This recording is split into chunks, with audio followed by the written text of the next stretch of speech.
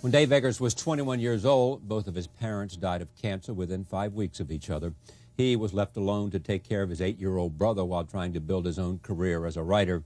He founded Might, a short-lived but well-remembered satirical magazine, in 1994.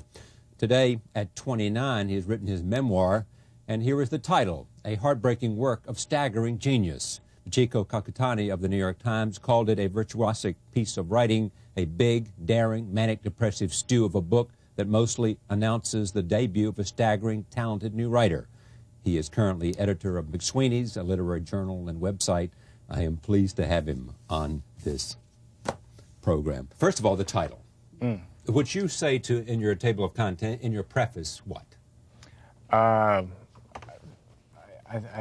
say that... Dave, you wrote the book. Yeah, no, I can't remember. I haven't read the thing for a long time. Look, if you're sort of put off by the title, I understand. Yeah, no, it made me laugh, and then it just sort of stuck. It kept on making me laugh, so we left it.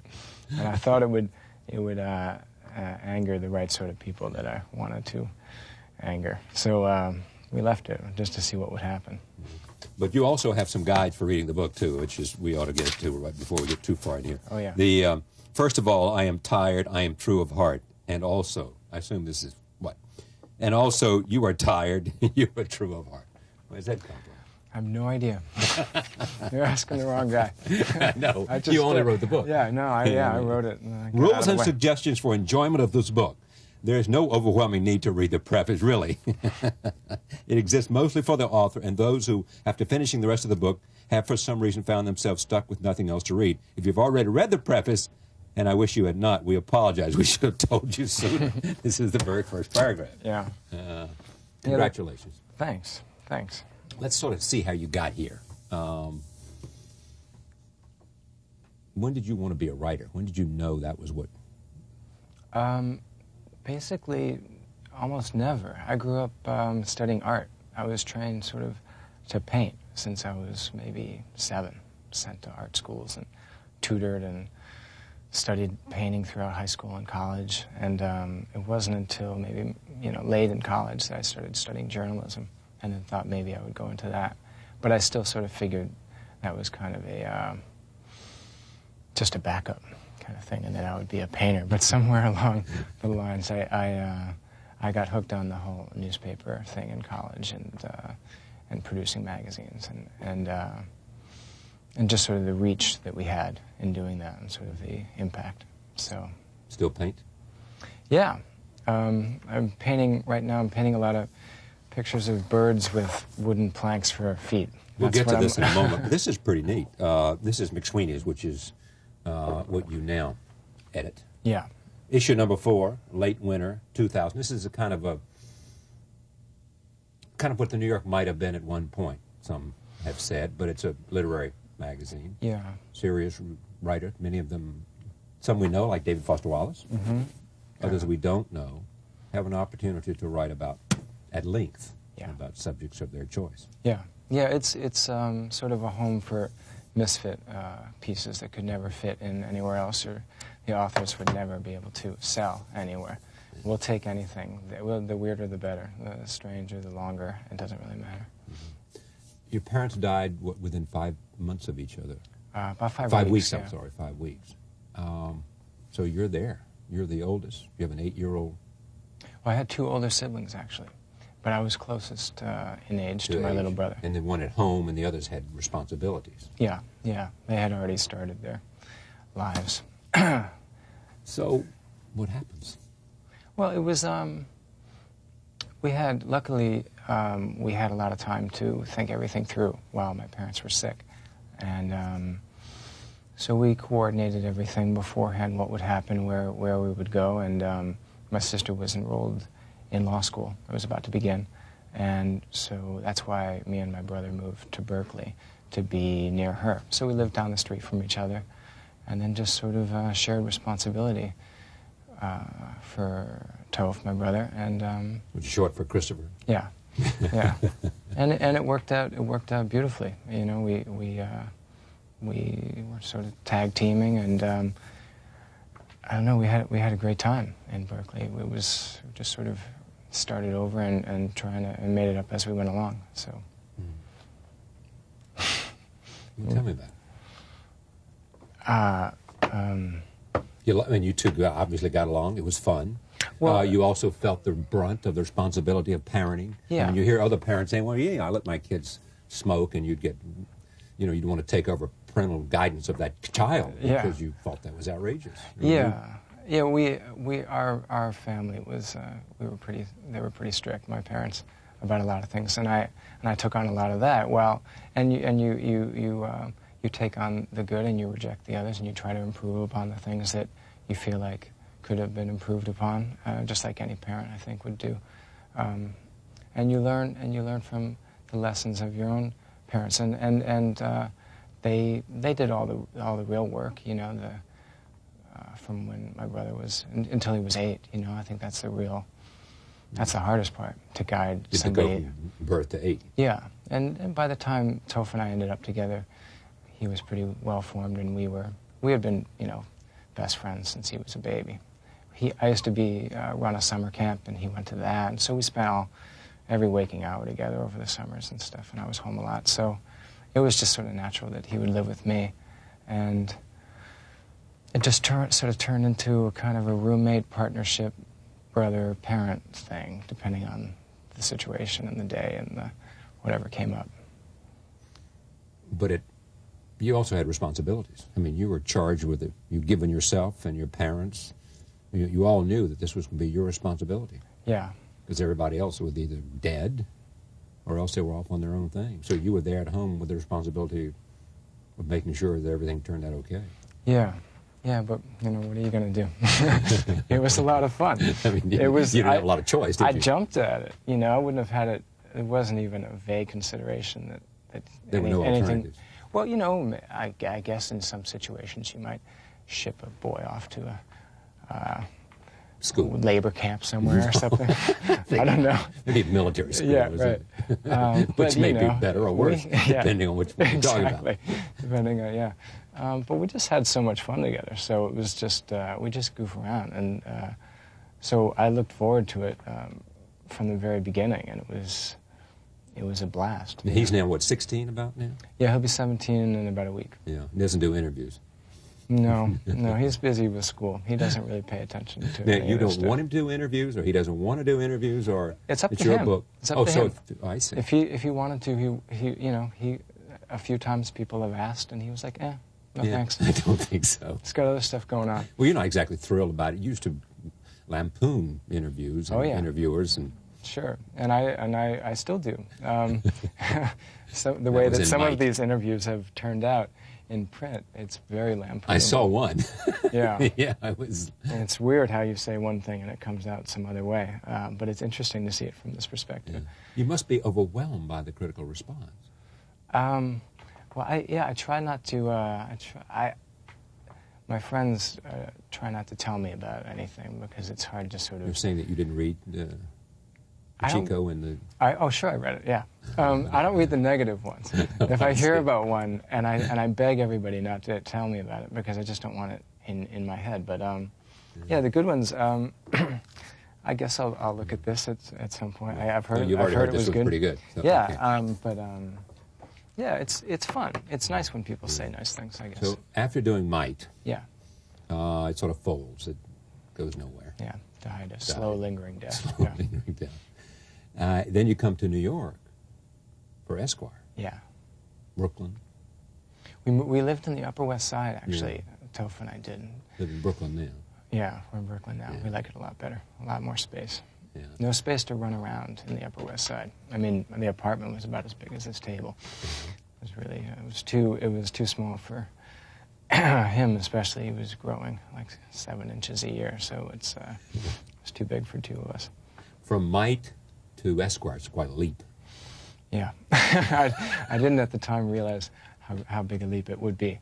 It was a very different atmosphere. Most of the magazine world in New York is a little different than what we were used to. You know, we were sleeping at the office under our desks, you know, working 18 hours a day, and just sort of it was mostly friends of mine from high school, and it was different being in like an actual, more sober work environment, and it didn't.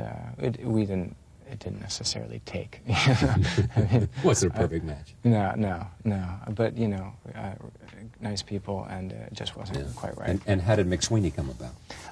Well, luckily, my time at Esquire, there was I was left with some free time, and so while I was trying to work on this book and at Esquire, I had a lot of free time, and so I started putting together McSweeney's as just something that I knew would I could see all the way to print. And at Esquire, there was a lot of editors. You don't necessarily get to assign or edit or publish all the things that you want to do. And I had a lot of friends that had some great ideas, but they couldn't fit them into any commercial vehicle. The periodicals weren't taking them. And so we sort of put the first issue of McSweeney's was almost all pieces that had been killed or couldn't find their way into regular magazines. It opens at the bottom. Oh, I see. Just this. Oh, I see. Like this? Nope. Like a car hood. You're opening for. Sorry. Oh, I see. Like that. And so, I mean, this is this is printed in Iceland. Yes. So we have to sort of go up to Iceland to get it, don't we? No, they're on their way. We have some copies of this issue in the country right now. Yeah. The rest of them are on a boat right now, making their way back from Reykjavik. I want to get to some of the sadder things as well, but tell me what was great about this. I mean, what was it that you found amusing about this experience of living with your younger brother and being both parent and friend and brother and everything? Well, I think our interests have always been pretty similar because we spent a lot of time growing up together, and so his sense of humor was very similar to mine. He was the victim of my influence since he was very young, and so he was always able to make me laugh and vice versa, and we had the same interests in sports and ping pong and throwing food at each other, and we were both slobs, and so it was very, very, I don't know, we became sort of inseparable for many, many years, and because I don't know, there wasn't anything that I couldn't do with him or I didn't want him there, and he sort of, he felt the same way. So I don't know, if given the chance to live and hang out with your best friend at all times is a pretty good deal, you know. Marriages should be so good. Yeah, and you know, the advantage of him being young and technically under my parentage, if that's a word, I can make him do stuff that I didn't want to do. Yeah, loco, right. You know, I could, if there was an errand I didn't want to run or whatever, I could always pull that on him and make him do it. So it worked both ways. What is really riveting about this is this sort of the insight and the hilarity of you. It's almost like you're going through life and you're observing yourself going through life. Yeah. Yeah, it's, I mean, the vast majority of it's supposed to be self-parodying. Yes, it is. I mean, I just found a lot of our opinions and our hopes and the way we went about things was pretty funny in retrospect, what we were thinking about the world and our possibility and the possibility of our immediately changing the face of it, you know, with might or with whatever endeavor we took on. And so I try to make light of that and how, you know, we would see an appearance on the real world as an opportunity to save 40 million people from, you know, lives of boredom or tedium, you know. Tell me about finding the ashes of your mother. Oh, that's a surprise. You're blowing the, that was actually supposed to be, but you know, we can't talk about the book. No, it's been written about a bunch of times. It was supposed to be the big surprise. I ended up going to Chicago at one point. Lake Forest, where you grew up. Yeah, in the whole Chicago area, and just sort of looking for things, retracing, because we had left in a blur, and it was just we left all kinds of things undone, and had never done a proper funeral or burial or anything like that. It was our parents' wishes, but so I went back to sort of retrace things and find things and maybe look, I don't know, it was self-punishing and kind of silly, but I was at the funeral home just there picking up papers, you know, any papers, copies of any papers that they might have. We had long years before given up any hope of finding the ashes. And the guy went downstairs to Xerox the papers and came back with a box, and you know, with my mother's name on the label. And, so yeah, you can imagine. It was a shock. I don't know what else to say in there. It was pretty. Yeah, it was pretty weird. Weird is what you would say. I don't know how else to. I don't know how to describe well, but you it. decided then. I mean, I Sorry. Well, this is easier than the ending. Yeah. You decide to spread the ashes, Lake Michigan? Well, it was either that or take it back on a plane, you know? And you start deciding these terrible things like, can you actually take it on a plane? Are they going to check it, you know, through the baggage? Or is it somehow sacrilegious to run it through the radar, the conveyor, the metal detector? And you start having to make these hair-splitting decisions of what is less sacrilegious or what is more respectful to this box, and what does this box and its contents actually mean? And does it mean anything? Does this any representative at all of this person you knew? And so I ended up deciding to spread them in Lake Michigan, where, you know, we had obviously spent lots of time. Blows and yeah, and then and then they're on your hand and they're falling down your leg. How light they feel. Well, it was. It's actually heavier than I guess sometimes, in this case, heavier than you expect. It's not ash. It's grainy, and it's like sand itself, you know, or heavy, coarse sand. And I don't know. It just gets more and more brutal as you go along, and you feel more silly. What am I doing? And yeah, right and you're do? spilling it, and it's on your shoe, and you know, and what motions are more dignified, and it's a strange, absurd sort of situation to be in, and I think any time when you start really digging into that stuff, it's you start thinking that all of it is just better left undone, unsaid. Why did you write about it? Because it was hard. Because it happened to you is the answer. Yeah. I reached a point where I just it was, you know, the whole. It's that Catholic need for self-punishment, I guess, the whole There thing. is an element of that here, isn't it? Oh, sure. We were brought up You're very brutal. much that way. Yeah. My mom was the biggest martyr in the world. and that's a part of it. She pronounced the word martyr. Martyr. You know, don't be such a martyr. Martyr. We didn't know what the word meant until we were like teenagers. We didn't know what the hell she was saying. But, so this is the same thing. I don't know why. We all have this martyrdom. And so it's an act.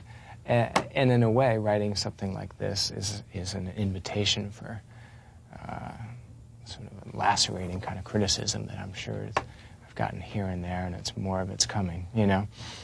Right now there's stories in the works, you know. Yeah, and I read one or two of them about. Yeah, and I knew a year ago exactly what would happen, which newspapers would say what, and it's just falling in line, and just like I thought. And but that's the way I saw it happening, and it was sort of like, well, it's a feeling of that you deserve it, you know, for even bringing it up in the first place.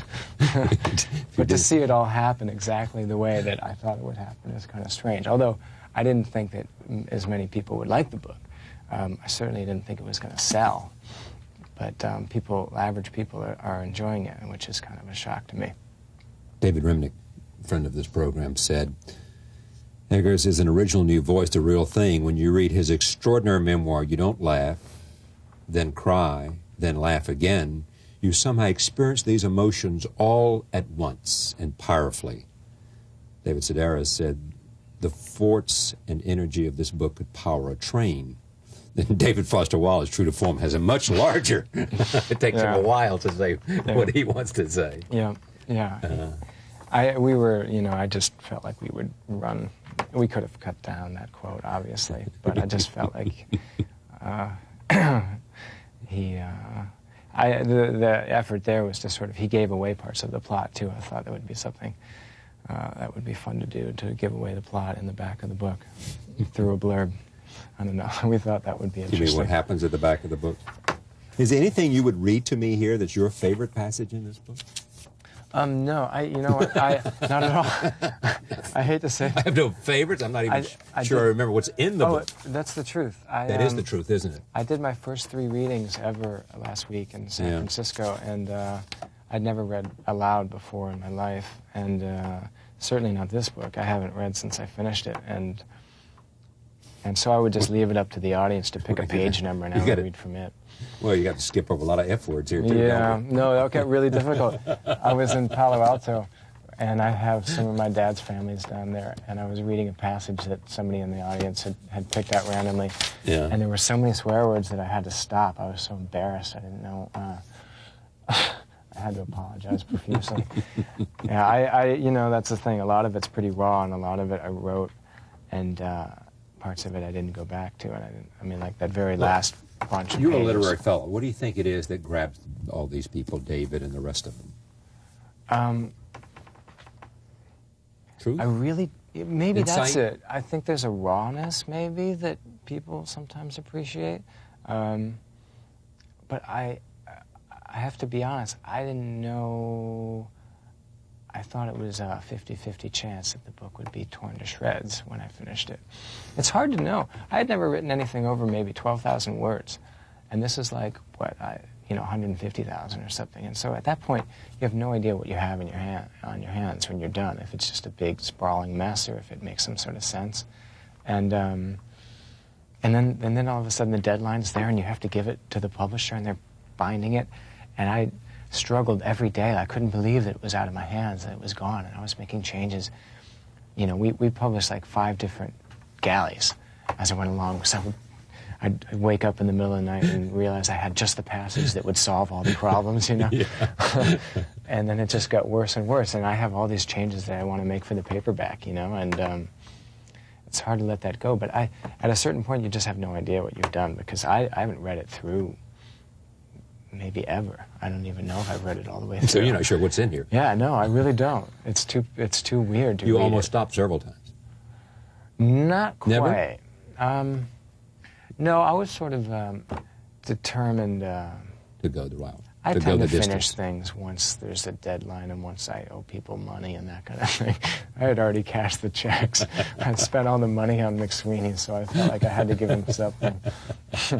But then, you know, once it was done, yeah, there were a lot of days when I would call and leave messages at 4 in the morning saying, this is a bad idea, let's pull it, this is really bad. I'm going to be embarrassed and I don't want to do this. I'll never be able to you know, I'm going to exile myself. We're going to go to Iceland. Yeah, exactly. We'll live in Reykjavik. Franz Josef Land or something. I was going to go further, you know. But then, you know, then it's too late. People just kept on, they got used to me, my late night phone calls and stuff. But and then suddenly it's out and people have already read it. It's very strange. This is what Jim Lewis says. Or Lawrence Wexler, truly splendid. The key word in the title, of course, is staggering, and not just because of the subliminal pun of Eggers. Rather, Eggers is some kind of staggering genius, the way Pavarotti is a singing one. And Kierkegaard got in this deep, this endlessly, self-ironizingly, loopily, down, spiraling deep. He had to rely on God to save him, but Eggers somehow manages to save himself, all his endlessly knowing, self-undercutting, somehow managing to cut clean through to something more bottomlessly profound. A simple wonder, a knowing wonder to be sure, but no less abiding, a wonder for all that. Man, I don't think we can improve on that. He got the point, didn't he? And he got Pavarotti in there, which I was really hoping that somebody would make that connection. I don't know. Yeah, no, Wexler, obviously, he's the greatest. He's been an incredible I would supportive. hope you'd say that now. Yeah. Otherwise, you are an ingrate of the ultimate dimension. Yeah. No, he's been, but Lawrence Wexler's been a great champion of the magazine, and has helped us a lot, and has brought a lot of writers into it to us. Maybe these people are just saying these things because they want to appear in McSweeney's. Maybe that's what it's about. That could be They don't really like the book. They're just doing this because they want to curry favor with you. Yeah. I think it's quite possible. We'll find that out. We'll leave it to let's don't get too cocky here with all this. Yeah, let's leave it to the Observer. They'll take that on. The New York Observer will take care of that, won't they? In the next couple of weeks, it'll all become It'll clear. all even out. Yeah, yeah. Thank you, Dave. Thank you. Pleasure.